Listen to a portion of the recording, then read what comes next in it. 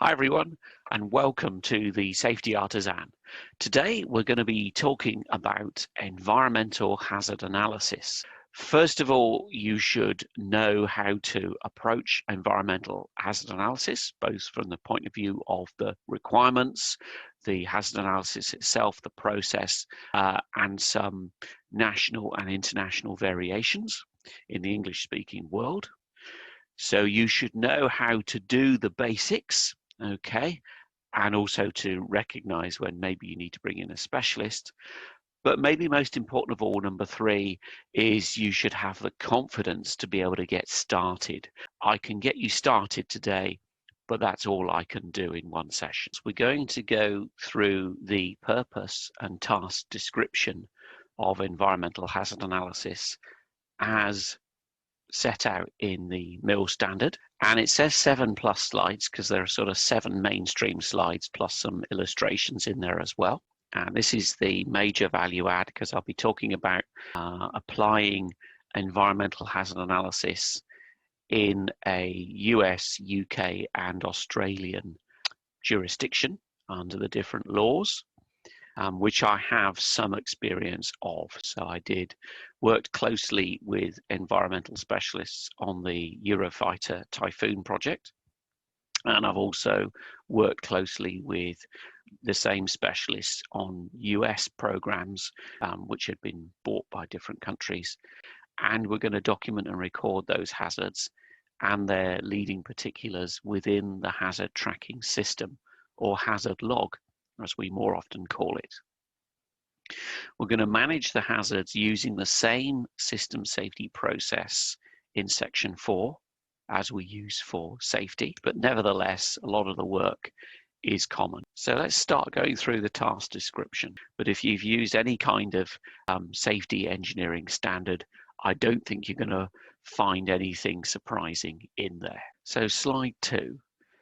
Again, it emphasizes we start EHA early because it's the most cost-effective means of minimizing those environmental impacts from operations and support of the system that we're considering. When you find, in extreme examples, you can't deploy a system at all because you can't get approval to do so, but this one is the best.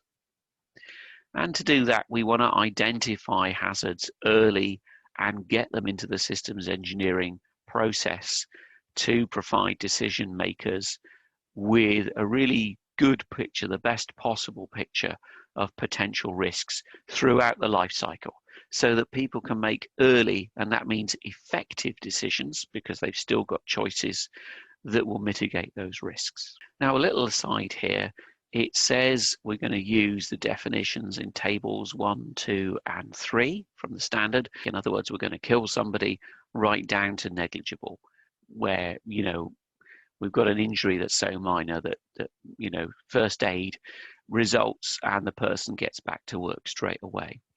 What is significant environmental impact? Well, that's something you've got to work out in your context, but we'll come on to some hints and tips about doing that. So we've got per individual item and per fleet. And again, we're going from frequent down to improbable. And again, the definitions of, you know, which risks are high, serious, medium, or low. And we're not going to cover the 8-element system. So the minimum scope of our EHA, you can do more, but this is what you must cover according to the standard. And it's pretty sensible advice. We've got to think about noise. It says from operation, but also, you know, from maintenance and other issues. We need to think about the release of hazardous substances, either routinely during maintenance and operation, which is item 6, or item 7, inadvertent hazardous releases. And the two are treated differently by various laws around the world. So programs have to begin by identifying environmental requirements and hazards using sources of information, such as maybe we have previous we have data generated from previous EHAs and risk assessments. So we can learn a lot from other people's mistakes, I think is the short answer here.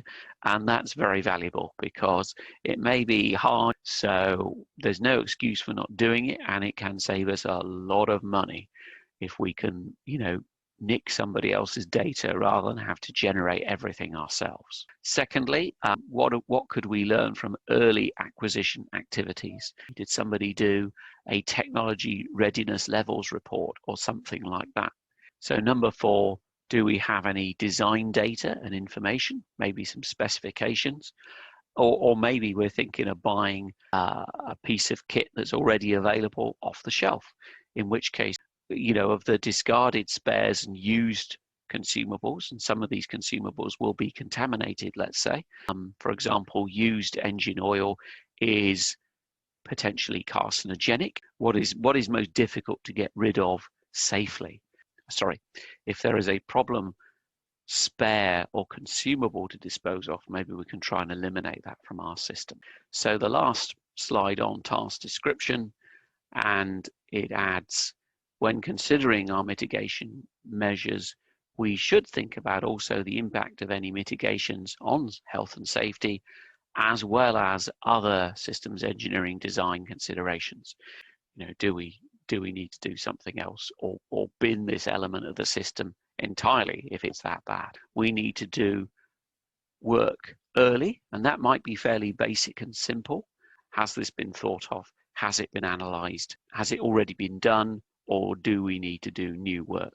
It's sat in a cupboard somewhere and nobody knows. So there's some minimum data set here, which, as you can see from the blue colouring, is around an American or an assumed American jurisdiction and legislation. And as I say, most countries now use a system that aligns with the UN GHS. So that's terrific. So we need to think about the application process or activity whereby the hazmat is embedded in the system or used in operations or support.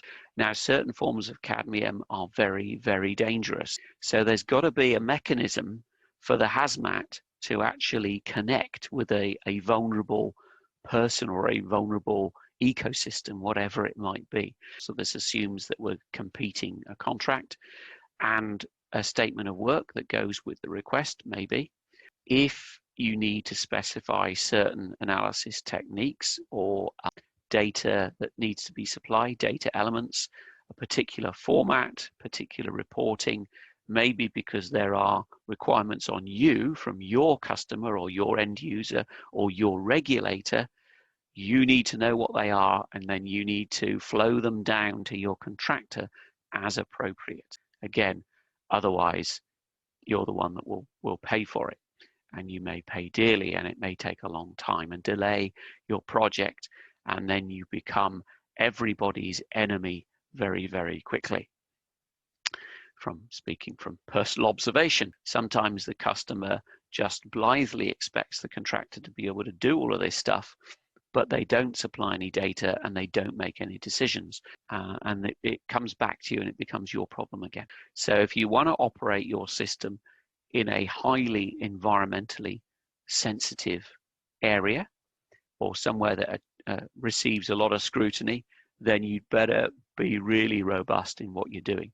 And not making a decision is a decision in itself. And then to help you with all those variations, there is a so-called gateway to state resource locators. So despite the federal system, you're in a relatively good position. Now, state and territory jurisdiction extends to 3 nautical miles off the coast. So they regulate from 5.5 kilometers out to 200, and then closer inshore and onshore. So the Federal Environmental Protection and Biodiversity Conservation Act 1999. Now, this was introduced to introduce some standardization across Australia in how these matters were dealt with. So if the Commonwealth owns the land, it doesn't matter who's doing what, that the EPBC Act applies. It's been reviewed every 10 years and it's been criticised for various things. So you've got EP and BC regulations, which help you, and even more helpful, you've got guidelines on significant impact. And in fact, if you look at the MNES guideline 1.1, the qualitative guidelines on significant impact are different for each of the 9 MNESs, which is fair enough. So carbon dioxide, but also methane, for example. So amongst all of this, we've got the ISO 14001 standard for environmental management systems. And of course, the advantage of using a standardized template is that there are lots of people and products and formats and advice out there on how to do this well. Okay, so it's a good idea to consider something like 14001 in order to make life easier for yourself. And the standard sets out criteria for an EMS, and you can be certified to it. So again and again, we come up against this geographic issue. You've got to know not only what you're doing, but where you're going to do it. Unlike safety, where, you know, death and injury are death and injury pretty much wherever you are. More so than in safety, proportionality, size matters, and also you can subscribe for free to the Safety Artisan channel on YouTube, and then you will always be informed every time a new video like this comes out.